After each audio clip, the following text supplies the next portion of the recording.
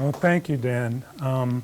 It's really a pleasure to be back here in my old stomping grounds. I spent many years at UCLA when I was in mid-career stage, about 18 years altogether. So when I think back on that, that sort of amazes me that it was that much time I had spent there. So I really appreciate the invitation to come back and talk with you again.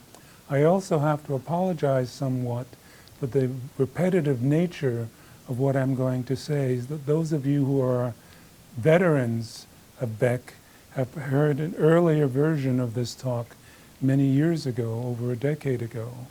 But I'm going to compensate you by giving you slightly updated new data. Same theory, but new data. All right. Theory of Gendered Prejudice comes out of a model of intergroup relations I've been working on for a number of years called social dominance theory.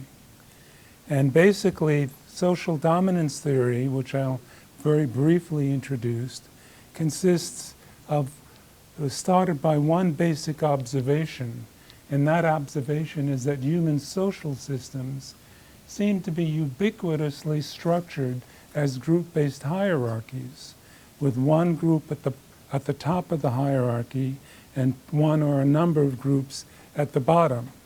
And this seems to be relatively ubiquitous.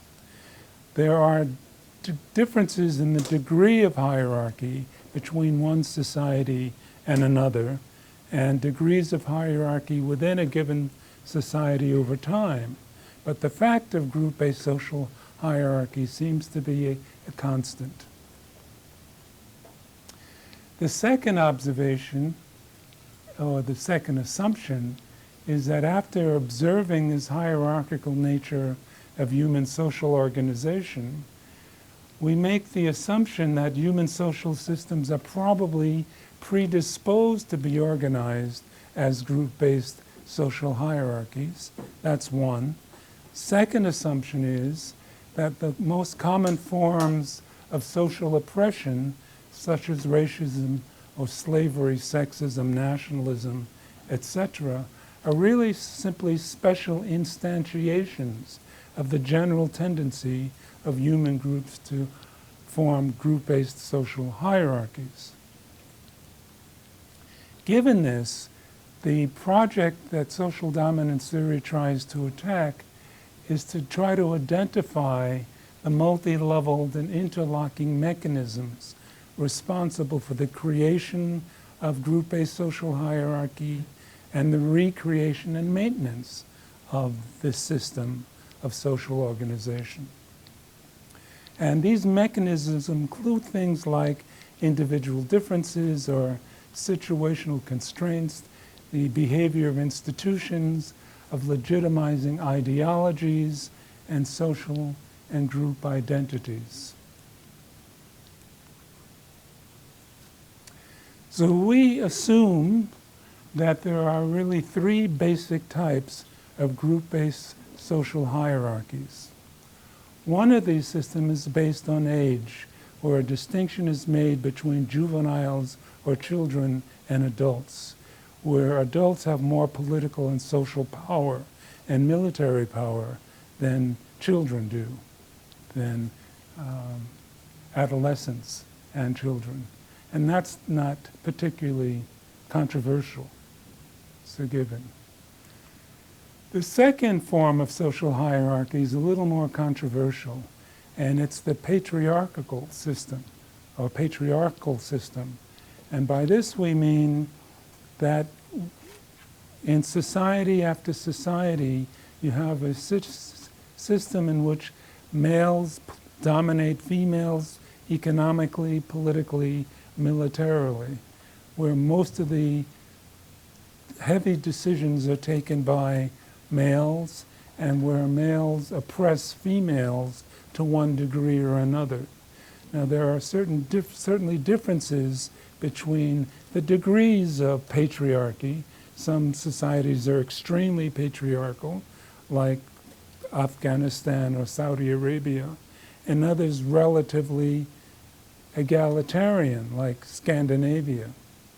But despite those differences in degree, the fact is that there is a consistent tendency for males to dominate and exploit females. There are certain exceptions to this system of patriarchy among social mammals.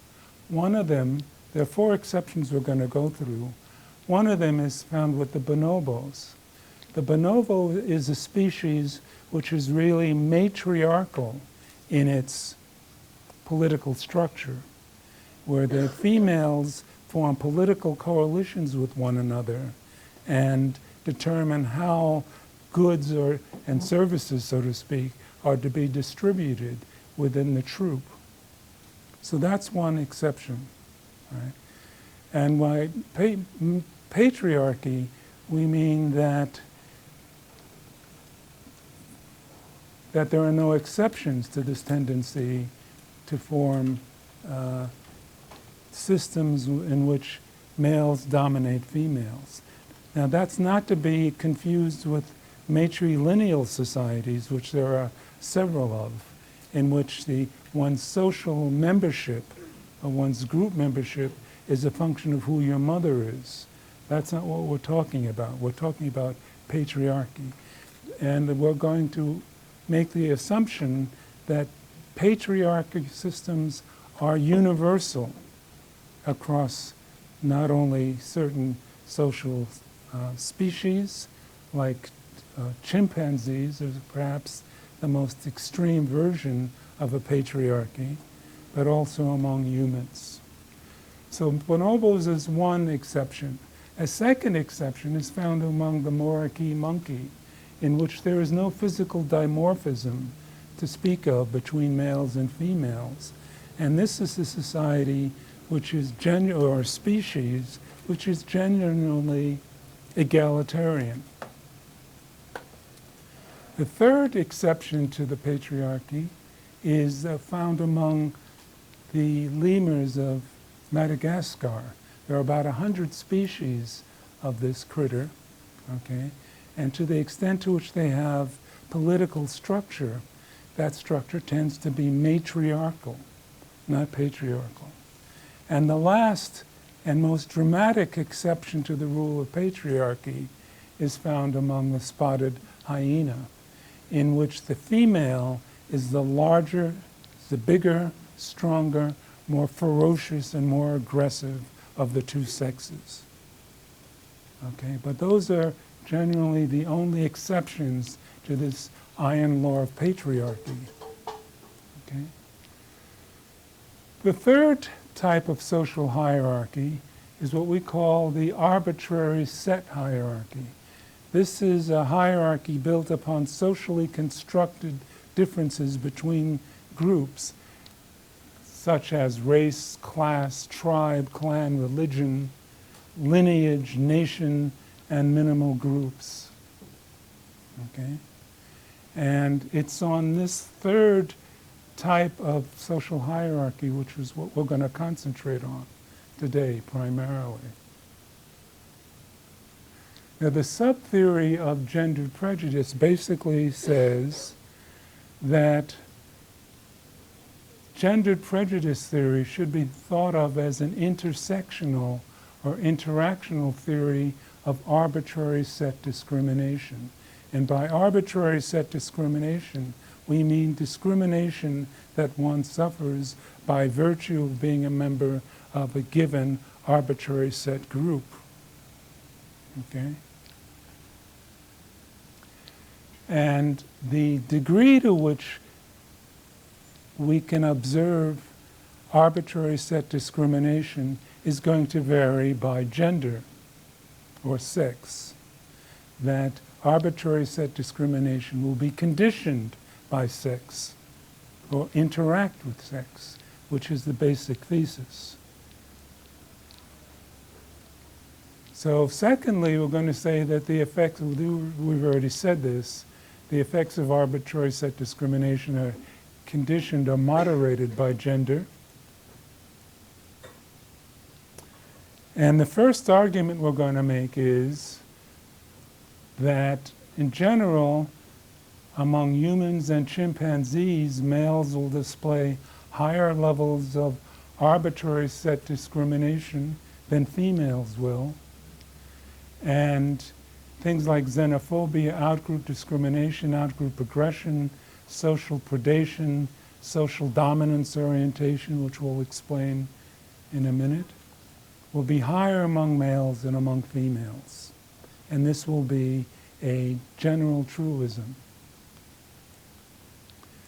Second argument is that, in general, not only will males be the primary target of arbitrary set discrimination, but they will also be the primary perpetrators and targets of arbitrary set discrimination. That will not be the case for females.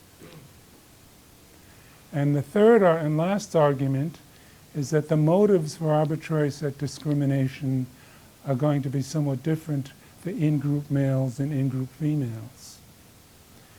So that arbitrary set discrimination will be proximally driven by some combination of aggression and social dominance orientation among in-group males. But that will not be the case for in-group females. Well, why should arbitrary set discrimination be conditioned by gender? That's the first question. And basically, being influenced by Darwin's sexual selection theory and Trivers' parental investment theory, we have the recognition that males and females are confronted with substantially different reproductive constraints, opportunities, challenges, and risks. That for males, the obligatory reproductive investment tends to end after relatively costless production of millions of sperm and the act of fertilization. And the obligatory commitment to males ends at that point. That's not the case for females. That is to say, females have to bear the relatively high reproductive costs of gestation, parturition, lactation, and the not insignificant risk of mortality in childbirth. And lastly, men and women also differ in the length of their reproductive lifespans, in which males are reproductively capable for significantly larger sections of their lifespan than are females. What we're assuming is that the result of these differences in the reproductive opportunities and constraints upon males and females will have socially consequential reproductive strategies. So we can think of reproductive strategies as forming a continuum from parental effort, which is predominantly a female strategy, to mating effort, which is predominantly a male reproductive strategy. But there are combinations of both of these efforts, parental and mating, found along this continuum. This difference in emphasis on parental versus mating effort will have behavioral consequences. Among females, one of the consequences will be relatively high mate choosiness, relatively high investment in offspring, and relative preference for high status and high provisioning mates. Among males, there'll be a tendency for higher levels of promiscuity, high strivings for status and power among males, and resource control, and high male versus male competition. Now, the back and forth between the two strategies of male reproductive strategies and female reproductive strategies we argue, are going to have sociopolitical consequences. And one of them is going to be the emergence of patriarchy, in which males dominate the reproductive choices of females and tend to engage in coercive sexual advances on females and politically dominate over females. Among one of the consequences for males is that there will be a arbitrary set hierarchy and competition dominance among males in order to get resources and status that females prefer. And to do this, males will tend to form extractive male-on-male coalitions to extract resources from other groups. If these assumptions are correct, it'll lead to at least two consequences, and actually three. What are they? The first hypothesis is the invariance hypothesis. That is to say, if males are oriented towards the extraction of social resources from outgroups and the control of female sexuality, but of in-group females, then there'll be a tendency for a dimorphic personality or psychology that differs between males and females, such that the dominance orientation of males, everything else being equal, will be greater than the social dominance orientation of females. And what do we mean by social dominance orientation? It really depicts the preference that males have for hierarchically organized extractive competition among societies, among elements of societies or groups in society. And it's measured by an instrument we've developed over the years called the social dominance scale, or social dominance orientation scale, which consists of items like to get ahead in life, it's sometimes necessary to step on other groups. Inferior groups should stay in their place. Superior groups should dominate inferior groups. And all groups should be given an equal chance in life, which is the obverse of the first three.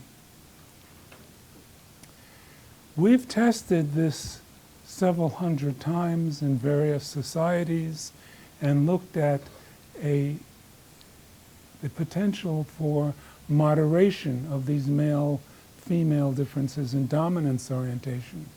And we've looked to see whether or not the gender difference is moderated by age or nationality, ethnicity, religion, education, income, child-rearing practices, etc., across all of these possible moderators, and found no evidence of substantial moderation of the gender difference in SDO. But the most up-to-date and definitive study of this is a meta-analysis of the published findings on SDO and gender differences in the literature. And this is a study done by Lee, Prato, and Johnson in Psychological Bulletin in 2011. And in this meta-analysis, they looked at 101 samples of over 28,500 respondents across 16 nations, and not found one single case in which the average SDO level of females was higher than that of males. Okay? So this seems to be a well-established finding. And we're not going to talk about it more unless you have a question about it. The more interesting hypothesis coming out of this work is what I call the subordinate male target hypothesis. And let's first define ASD as arbitrary set discrimination, which I've mentioned before, which is the discrimination you suffer by virtue of being a member of a given race, class, ethnicity, religion, whatever, by being a member of a given arbitrary set. And B is the degree of relationship between discrimination and arbitrary setness. So that basically what this statement is saying is that the effect size of arbitrary set discrimination suffered by males will be significantly greater than the effect size of arbitrary set discrimination suffered by females, which might or might not be greater than 0.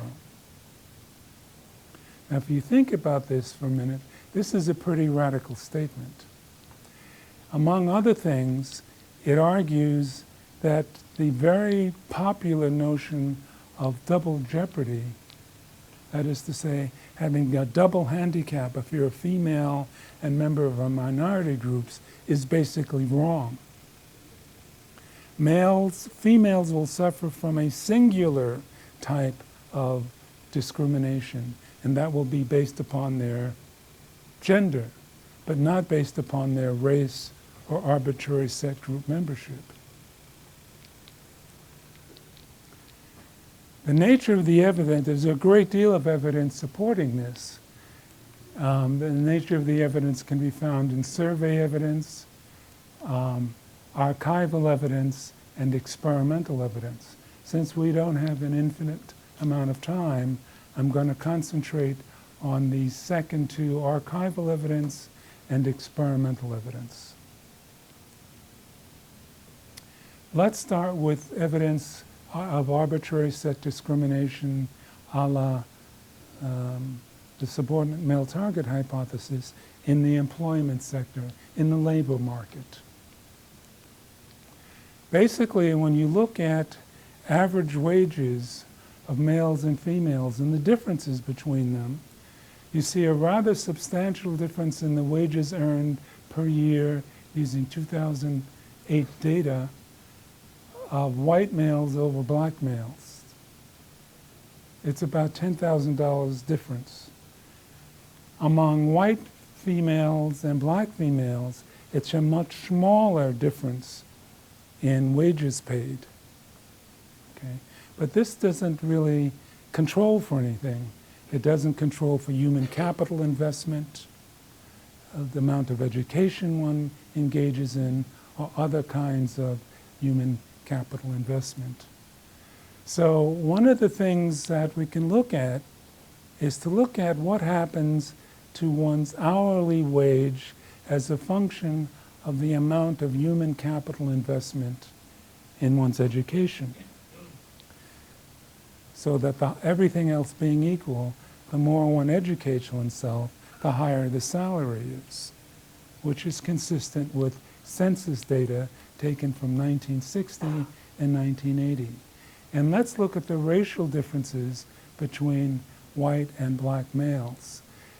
For every additional year of higher education white males undergo, they make a 78-cent more in salary versus the rate of return on investment for black males, which is 56 cents more per hour in salary.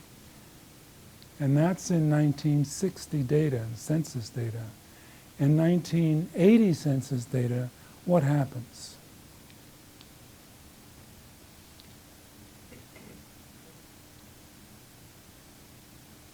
Well, everybody's income goes up, right? That doesn't surprise us, comparing 1980 to 1960.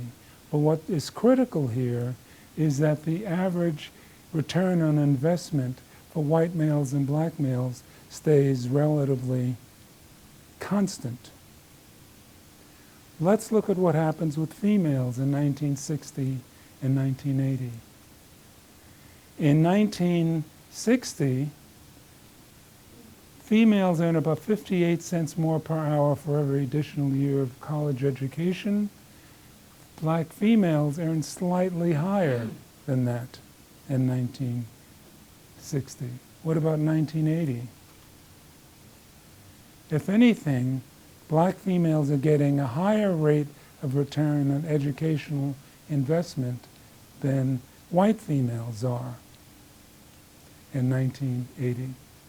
What these data show is while there is at least some evidence for racial discrimination among males, there is no evidence for racial discrimination against females in these data. It simply doesn't exist. What we did was follow up on this analysis using the 2010 census data. And we basically find a very similar pattern, that for males, they get a much higher rate of return, white males, a much higher rate of return than black males. And there's this very much smaller difference in the rate of return for black females and white females. But it's still the case that white females get a slightly higher rate of return in 2010. But this data are consistent with the second hypothesis. We said that the difference for males will be significantly larger than the difference for females, which is what these data say. Well, what about moving it beyond the white-black contrast? These are data of the income, 1994 income, as a function of race, education, and gender, and we can start out with males. And this is male income for no high school grads, some college grads, and advanced degrees. And what we see here, among those who are poorly educated males, there is no racial difference among them in salary. As the income level, the educational level goes up, there begins to emerge a clear racial difference, which is consistent with our findings, which is that among highly educated individuals, males, white males, earn significantly more than Latino males, brown, who earn significantly more than black males. There is a clear racial difference along the lines, which is not surprising. What about females? Well, for females, not surprisingly, they earn less money than males do. But what's critically important in these data is that there is no racial difference in the amount of money earned by females. It's completely non-existent here, here, here, here somewhat, and here a little more. Once again, among females, there is no evidence of racial discrimination in the salaries that they're paid. If anything, black females earn slightly more. Please, I'll skip over.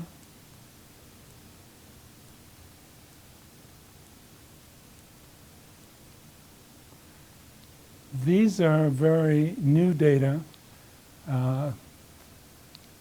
developed by Chetty, Hendren, and Jones and Porter, 2018. And what it shows is intergenerational transfer of income from parents to children. Okay? And what you find is a general tendency for downward mobility, that children, offspring, earn less money than their parents do. But that is also conditioned by race and gender. Among males, white males suffer from downward mobility significantly less than black males do, right here. So these can be read as income differences for the level of the parents' income in percentiles. That is not the case with females. If anything, black females earn more money than white females do. And this data set is based upon 20 million respondents, parents and their children, their offspring. Okay. Another interesting implication of this is that the degree to which we observe income differences between blacks and whites, that is completely due to the differences found among black and white males. If we're just defining black-white differences between females, there's no racial discrimination at all. Okay? What about experimental evidence? So far we've been looking at archival evidence. Most of the time when we're looking at experimental evidence of discrimination in the labor market, we use audit studies or correspondence studies. That is to say, we send black and white or white and Latino people to look for jobs, to answer job ads with the same education, looking for the same job with the same experience, the same age, the same suit of clothes, the same everything. And what data generally shows is that whites or dominants, members of dominant groups, are much more likely to be hired than minorities are. And that's a universal finding, except it's conditioned by gender. Now here is an audit study developed by Array and Bursell in Sweden. And it looked at the employment discrimination level against people with Arab-sounding names, as opposed to Swedish-sounding names. It's a Swedish study. And with the same background, it looks as if this is the callback ratio difference. So here it looks as if white females, the Swedish females, are being called back for a job interview at twice the rate that Arabs are. Mm-hmm. And there is no gender difference in that level of discrimination to speak of. But then Arai and their colleagues did a very interesting change to the design of the matrix. What they did was give the Arab job seekers 2 more years of job-relevant experience to see what happened to levels of discrimination after this was done. And what you find is the following. Once the Arab females are more qualified than their Swedish sisters, it turns out that there is no significant difference to speak of between the callback ratio given to Swedish women versus Arab women. No difference at all to speak of. That was not the case among males, in which the more highly qualified Arab male was much less likely to get called back than his Swedish compatriot here. But this bar is the level of discrimination, basically, among males, Swedish and Arab. What about the criminal justice system? Well, you'll not be surprised to discover that on the y-axis here we have the rate of incarceration by 100,000 individuals taken from the 2010 census. And what these data show is that white women are much less likely to be imprisoned than black women versus Latino women. But there are huge levels of incarceration for males, for white males, Latino males, and especially black males. So if you look at the ratio, discrimination ratio for women among Latinos, it turns out that for Latino women, they're much more likely to be imprisoned than white women are. But for the difference between males, white and Latino, the difference of imprisonment is even stronger. There's a stronger race effect among males again than for females. And that difference is even stronger among African Americans. The race effect is there for black females compared to white females, but the ratio is much higher for black males compared to white males. What about other kinds of experimental evidence?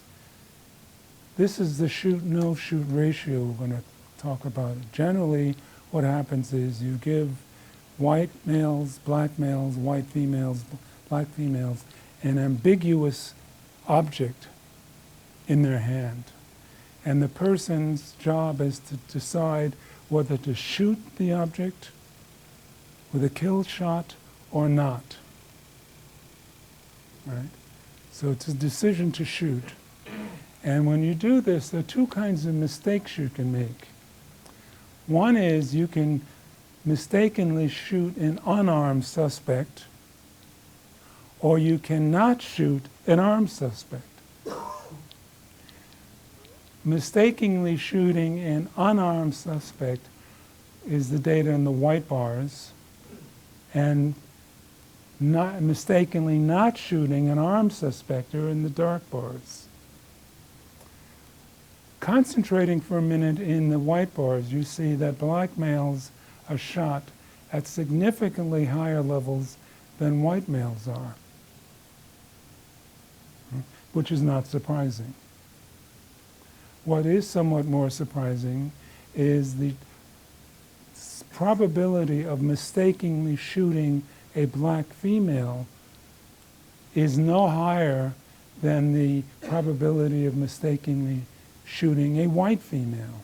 There are no differences between these bars. And there are no differences between the error rate for shooting white males as compared to black females. In other words, once again, we see no evidence of a racial difference in the shoot decision in this experiment. Yes, ma'am? That was not looked at in this question, in this study. Okay, just who the targets were. Later on, we're going to look at shooter, the gender and race of the perpetrator, but that's coming soon. What about the prepared fear paradigm? This is another experiment, and it's a little more complicated, so bear with me. There are two kinds of critters in the world. Dangerous ones, like venomous snakes and poisonous spiders, and harmless critters, like ducks and butterflies. Okay? So what if we engaged in classical conditioning of the dangerous stimuli, the dangerous animals, and the non-dangerous animals? And it's done in the following manner.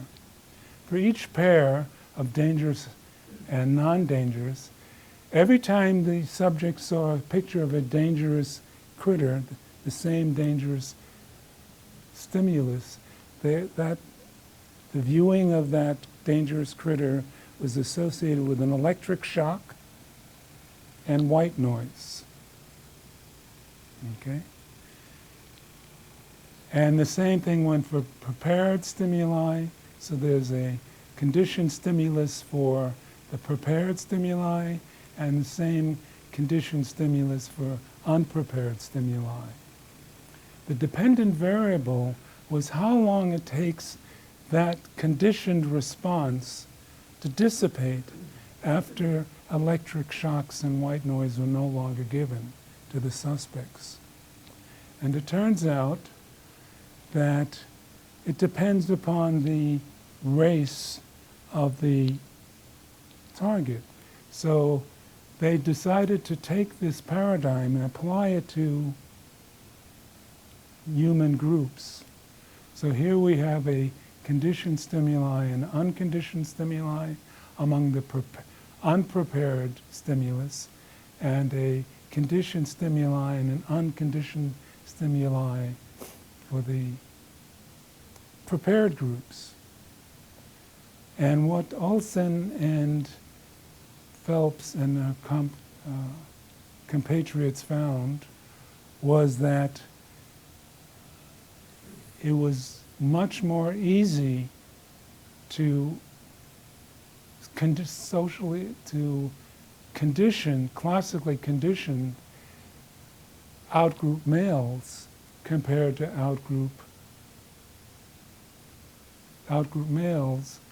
They acquired the conditioned response more quickly as compared to the extinction, so that when the stimuli was no longer being conditioned, the conditioned stimulus response went to zero. It dissipated after a while. Okay? But that did not happen for the outgroup face.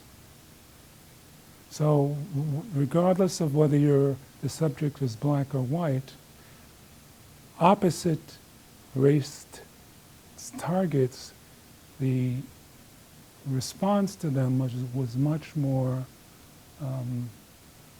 tenacious. It lasted much longer. But what's missing in this paradigm is the factor of gender. According to the subordinate male target hypothesis, this tendency to have a prolonged fear response of the target should be conditioned by the gender of the target, such that you'll find this pattern for males, but you won't find it for females. And so we decided to repeat the experiment and basically look to see whether or not you had a lingering conditioned response among males but not among females, which is what the data showed. If we look at female targets, the female responses disintegrated to nothing significantly greater than zero for both in-group female targets and out-group female targets. It made no difference. The conditioned response also degraded to non-significance with in-group male targets. What did not happen was that the response, the fear response to the out-group males lingered. Yes, ma'am. Can I just ask a clarifying question? Mm-hmm. The participants in this study and the former study all white, or different races? They were, in one, we did it in two blocks with just white respondents or white targets and black targets. And we found the same pattern. So outgroups, outgroup male targets were conditioned with fear much more consistently than females were. What this did not look at was the gender of the respondent. We're just looking at the gender of the target. So we did a quasi-experiment looking at that factor, and we call it the Vladimir's choice experiment. And Vladimir, it's called Vladimir's choice because it comes from an old Russian fable which says that Vladimir is this very poor, dirt poor farmer with 15 kids and very little to eat. And one day God comes down from his heaven and he says to Vladimir, Vladimir, I'll grant you one wish. Anything you want, I will grant you. Anything I want? Yep. No holds barred. Anything you want. There's only one catch. Anything I give you, I give Nikolai down your road, your neighbor, twice as much as you get. Okay? And Nikolai and Vladimir thinks about this, and he thinks about it. And finally he says to God, God, I've made up my mind. I want you to take out one of my eyes. Okay? So we call a spiteful allocation. Okay? So we set up an experimental paradigm to sort of mock them, not by blinding our subjects, but by saying that the University of California was going to withdraw university support to student organizations based on race and gender. And the subjects could choose 13 different options for how that money was to be taken away. Generally speaking, you could take $13,000 from in-group, from racial and gendered in-groups, $13,000 for this group and this group, or you could only take $7,000 from the in-group and $1,000 to the out-group. Now this is a rational response. Why is the left one a rational response? That's right. It's the least costly to you. The only problem with this response is that it is giving more money to Nikolai, or it's taxing Nikolai less. A less rational, economically rational response, but a spiteful response would be this response here, where you're willing to pay $19,000 more than you would have to pay.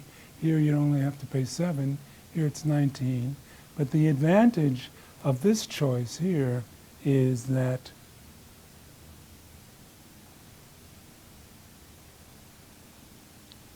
come on. Stick it to that. You stick it to the other, that take out both of his eyes. Okay? This is a spiteful response. And the argument is that the probability of a spiteful response in this paradigm will depend upon the out-group, in-group distinction and conditioned by, come on, gender, conditioned by gender. Okay? And that's exactly what the data showed. Here, when it's a female target and a female respondent, females, a rational response is below the 0 point, and a spiteful response is above the 0 point. When it's a female respondent and a female target, there are rational, economically rational allocations made. When it's a male respondent and a female target, there is no evidence of a spiteful allocation. But when it's a male respondent and a male target, then we get this spike right there. Okay? Much more likely to give a spiteful response. Take out both of his eyes is what this response is. Okay? Yes, Michelle? I realize that you're focusing on the differential, but I'm questioning a little bit the initial scale without arguing that the points on the scale should be ranked differently.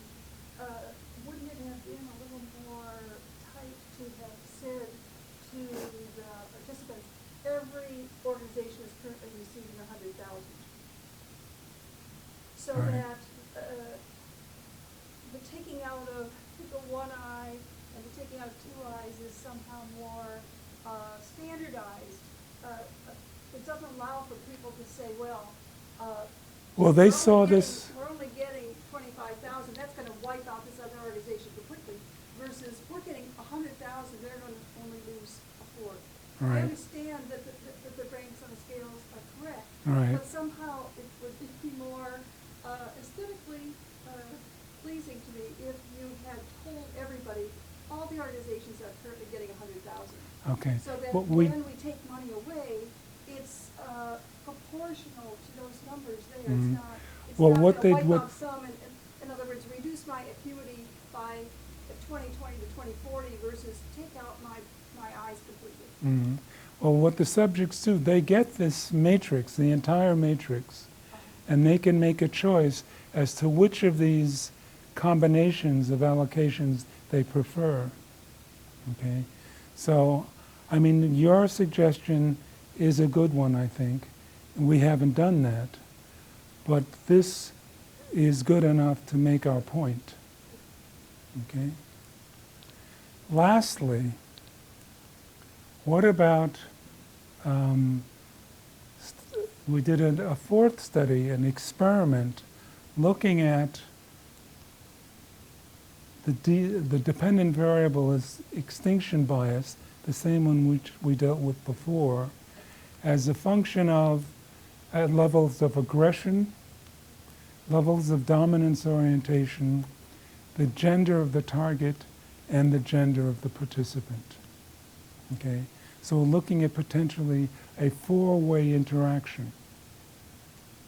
Thank God, none of the interactions were significant concerning female targets. Okay? When you're looking at female targets, there is no effect of the extinction bias for any combination of the others. The only data which showed significant extinction bias is for male participants versus male targets.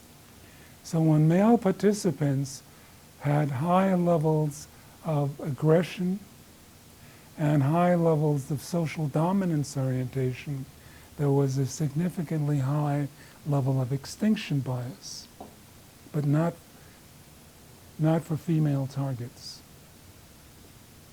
Okay? So, additional evidence for Smithy can be found in the retail sector, where there's evidence that males pay a higher, outgroup males pay a higher price for retail purchases than white males do. Well, there is an interaction between gender and race. The education sector, the housing sector, etc. So I'm going to wrap up by posing the following questions. What we don't know yet is, does Smithy generalize across different kinds of arbitrary sets? We know it works for the distinction between whites, blacks, and Latinos, but does it work also between religious groups, differences in religious groups, or nationality groups, or different kinds of distinctions? That needs to be further studied. Secondly, does the Smithy hypothesis generalize across different cultures? Thirdly, is Smithy limited to both negative and positive social allocations? The Vladimirs choice is an example of a negative allocation, where people are very sensitive to loss rather than to gain.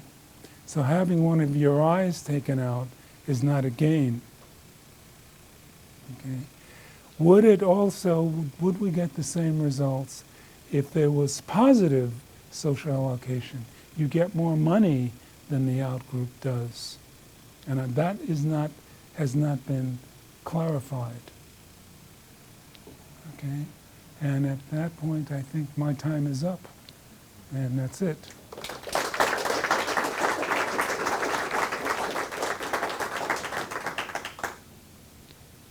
Questions? Yes, sir. So there's been some recent research on what's been called partisan discrimination. discrimination, that Mhm. is discrimination against members of the opposing political party. Mhm. The research there shows that the effect sizes are actually very large, and in some cases larger than effect sizes found for racial or gender discrimination. Right. Would you consider partisan discrimination to be analogous to the other arbitrary set discrimination That's that right. we talked about? Group partisanship would be another arbitrary set. So what should happen, if the logic of our analysis is correct, is that the tendency to discriminate against, if you're a Democrat, to discriminate against Republicans should be conditioned by the gender, your gender, and the gender of the target, such that the highest rate of discrimination based on political partisanship should be if you're a male participant making a judgment or allocation of a male target. That's the prediction. And it hasn't been tested to your... That has not been tested, no. Interesting. That's a good topic for a dissertation, perhaps. Yes, Dan? So, I think I know your thoughts on this, but you didn't elaborate on it in the course of your presentation, perhaps because we're covering so much material. But the difference between men's responses to outgroup men and men's responses to outgroup women could be due solely to the threat that outgroup men pose as competitor. Okay, I got you. I see where you're coming from. The only problem with that interpretation is that threat or perceived threat is not exogenous. That is to say, males perceive more threat from outgroup males, not only because outgroup males are more dangerous, but because they're perceived to be more dangerous over and above their actual danger. Okay? You're right. That's a brilliant point. I wish it was the one that I was going to make. Instead, what I was getting toward is that it could be the case that outgroup females, rather than being seen as exclusively being seen as non-threatening, might be seen as having positive affordances. That is what anthropologists call hypergamy, the tendency for women to be able to marry up the social ladder in a way that men cannot. So that the latitude, if you will, that in-group males give to out-group females could owe not exclusively to their less threatening nature, but also to their value to the in-group males. And it doesn't seem to me that the results that you presented adjudicate between the possibility that it's exclusively about threat or it's about the intersection of threat and resource. Absolutely correct. I agree with you. But I'm not just trying to make a threat argument. Okay? Even in situations which are not non-threatening, like the Vladimirs allocation situation, you still find the same tendency. So over and above the fact that outgroup males are perceived to be more threatening is a tendency to stick it to, so to speak, outgroup males more than outgroup females.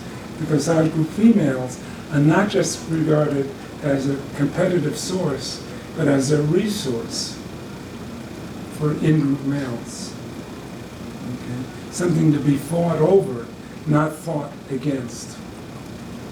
But we don't have data supporting that hypothesis. But that is one interpretation, the interpretation we put on that.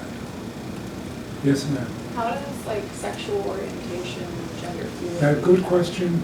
We haven't looked at it yet, but we assume that sexual orientation will be regarded not as a gendered category, but as an arbitrary set. That's our assumption. We don't know if that's true or not. We simply haven't studied it yet. So that's one more on the to-do list. Yes, Michelle. I'm wondering about a possible limitation on your really great data challenging the double jeopardy hypothesis regarding black females. Because your research has focused on things like earnings, etc., and non-sexual things, I'm wondering what you would say if the purpose of the study was to examine the sense of exploitation and entitlement that maybe white males have with respect to coercing black females in the sexual realm, as opposed to white females. I'm probably not the first one to try to articulate some limitation on the double jeopardy, I guess, when it comes to black females That's in a that different, realm. I understand your question, and I've heard it before. Okay. And the answer to that is, the discrimination against females is not an arbitrary set system. It's a gendered system. True, true. And the gendered system, females suffer from the gendered system, regardless of whether they're black, white, Latino, green, pink, whatever. So that's a different system, right? Just like to say, well, females are more likely to be raped than males are. And rape is a gendered form of discrimination, not an arbitrary set discrimination. So the argument only applies to arbitrary set distinctions. Right, well, so that's why I was trying to compare the vulnerability of black females to that kind of exploitation versus the vulnerability of white females. And our argument, our expectation is, no, that black females should not be exposed to sexual exploitation at a higher rate than white females are. That both females, white and black, are susceptible to patriarchy to the same degree. The same degree. That's the But it has been expectation. tested? But has not been tested. Okay. Okay. But that, there is an expectation of what it should be. Yeah, I understand what the theory says. Right, that's what the theory says. Yes, sir. Some of your measurements you were doing, like on capital specifically, they started in the 1960s. Is there anything like that you looked at maybe in the 50s, considering that there's a lot of political corrections in the 60s onward? Well, in the income data, we looked at data from 1960, 1980, and 2000. So that's a long, and the intergenerational transmission of wealth looked at this phenomena over the period of 30 to 40 years. So in those data, they're not locked into a given time period, but they stretch out over long swaths of time. And the fact that the income data per unit education didn't change an iota over 20 years is, I think, very telling. Okay. And these are not sort of small samples, these are census data. So we're dealing with thousands of respondents, tens of thousands of respondents. Yes, sir. You started your talk by pointing out there are a few exceptions, right, in all the animal species. Well, those, yeah. Do we understand what led to those exceptions? That's a very good question. So if we take the most dramatic exception to patriarchy,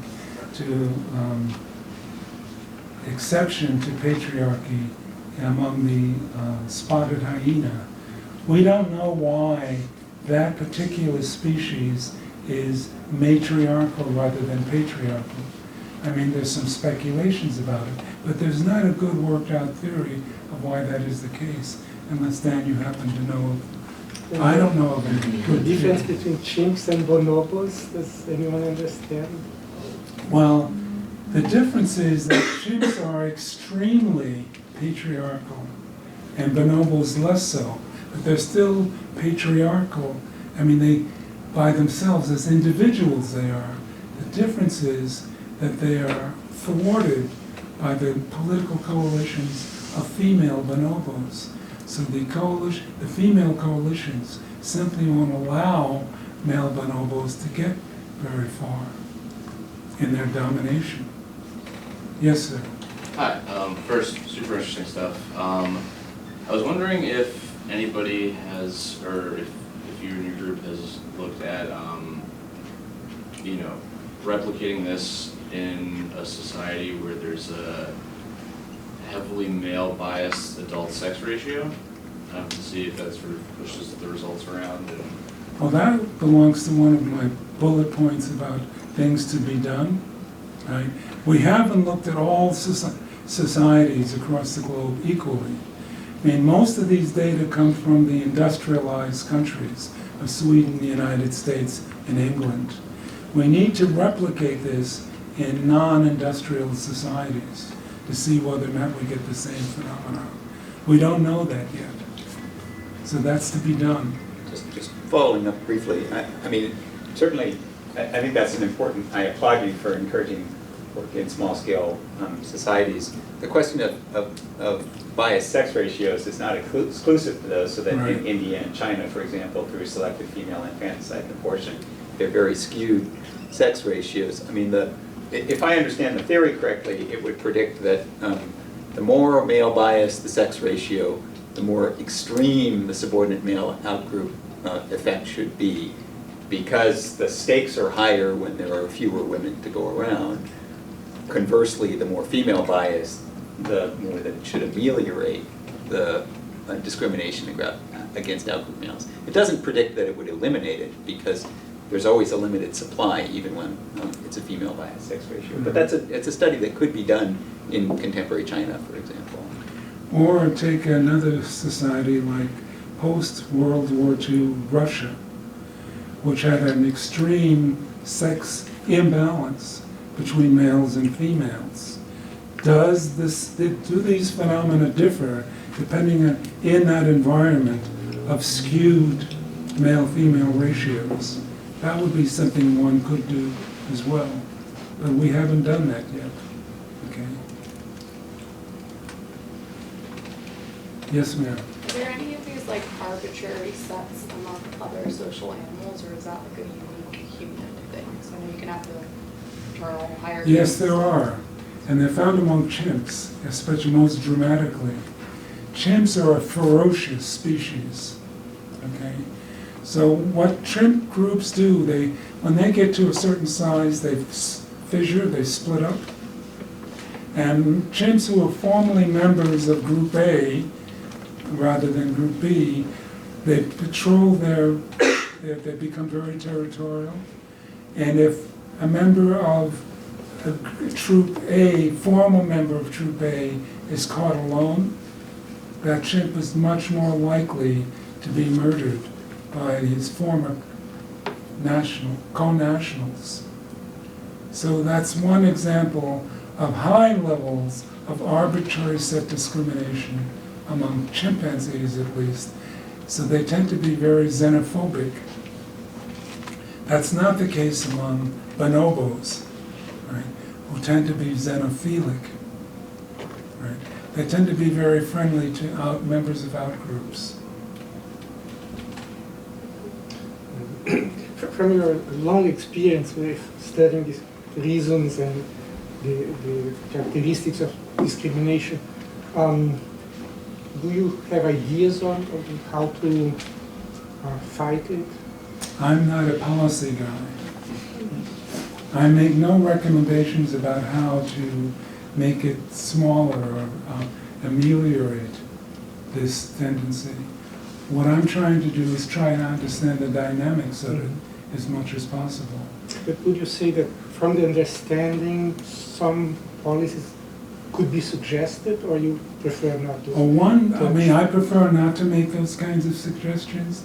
But if forced to, I would say that it's very important when trying to ameliorate this, that more attention be paid to in-group or out-group males, what happens to them in school, in the labor market, in the educational sector, etc. They're the ones who are double jeopardy, not the females. Females are doing just fine, thank you very much, for the most part. So our attention's been focused on the wrong thing. But beyond that, I make no policy recommendations. Yes? Yeah, I'm wondering, it seems like there's potentially a tension between the idea that one group is dominant to another group, but they're also afraid of that group. Right. And I mean, I can see ways in which you could get that, but I'm wondering if some of your findings couldn't be interpreted as instead some sort of a predatory response rather than a fear response. So, you know, when you shoot the person, it's not, I mean, you're taking them out in some Right. way. I agree with you 100%. Yeah. It's not just one thing. It's not simply that the outgroup males pose a greater threat. They're perceived to pose a greater threat, but there is a predatory orientation towards outgroup members, especially among humans and chimpanzees. That's not the case, as I said before, among bonobos. But chimps are perhaps almost as predatory to outgroups as humans are. Almost, but not quite. We're an extreme example of very predatory species. Yeah, I mean, because it seems like some of the conditioning studies, I mean, those are always, well, they're conventionally interpreted as being about fear. Mm-hmm. But if you think about what they're actually measuring, right, it's the resistance to extinction between an association between some sort of arousal Mm-hmm. and the stimulus. And I just wonder if that could be reinterpreted as some sort of an attention-focusing mechanism Mm-hmm. that has more to do with the kind of predatory response than the kind of fear that you would have towards a predator, where I mean, if you're the prey and that stimulus is the predator, you just want to get out of there. Whereas it seems like the response that people make in these things, you know, is they want to kill the person. Right? I mean, you have these shooter kind of responses, and I wonder if there isn't a potential interpretation of those resistance to extinction as being more like an attention-focusing mechanism. Well, and as I tried to say before, I'm very eclectic when it concerns interpretation of the data.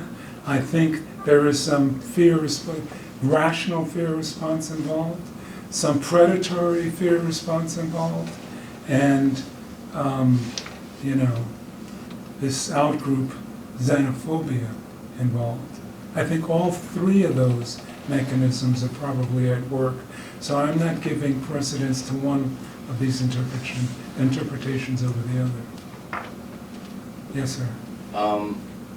Within, you know, looking at the effect within sex, within male, you know, bias that you've looked at, is there any, do you see the same absence of a double jeopardy effect when you're looking at a, you know, minority class? So if you've got sort of like two, you know, arbitrary set, like an intersection of two arbitrary set distinctions, is there a triaging where there's sort of a, you know, if you're making a distinction, you want to deal with somebody who's in an outgroup along two of these arbitrary sets as opposed to one, or is it sort of, you don't see that sort of multiplicative or additive effect? Well, we haven't looked at that very much. We've only looked at one arbitrary set at a time. But it would be, the theory would at least support the expectation that if you had two arbitrary sets or more arbitrary sets, the same basic pattern of results should be found. So that's one way of falsifying the theory, right? To see whether it holds for just single arbitrary sets or multiple arbitrary sets. But I don't see anything theoretically which would dictate that it'll work for only one arbitrary set as opposed to two or three. So I'm going to be theoretically restrictive in that sense, and only change the expectation when we're forced to.